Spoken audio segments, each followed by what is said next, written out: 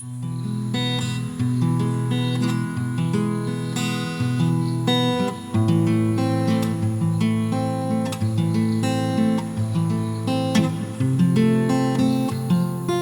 අම්මේ.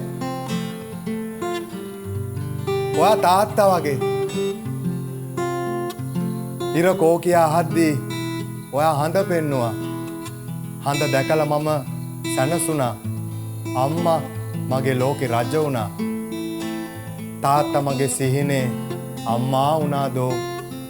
අම්මා මගේ සිහිනේ තාත්තා වුණාදෝ. තාත්තා ගැන ඇහුවාම ඔයා දීපු උත්තරේ දිව්‍ය ලෝකේ. දිව්‍ය ලෝකේ. දිව්‍ය ලෝකේ. ගොඩක් දුරයි ධම්මේ. වෙලා යනවා ධම්මේ. කවද්ද යන්නේ? මම හැම වෙලේම ඇහුවා. ඔයා අහක බලාගත්තා. අහෝ ඒ දෝංකාරේ අපි කාන්තාරේ අහනකොට විස්තරේ මට ඇති වෙනවා කෝන්තරේ. දකින්නකොට තාත්තලා නිරන්තරේ මම තනි වෙනවා පාළු අනන්තරේ. මගේ කතන්දරේ හොඳ නෑ තාත්තේ. හෙලෝ අම්මේ. ඔයා තාත්තා වගේ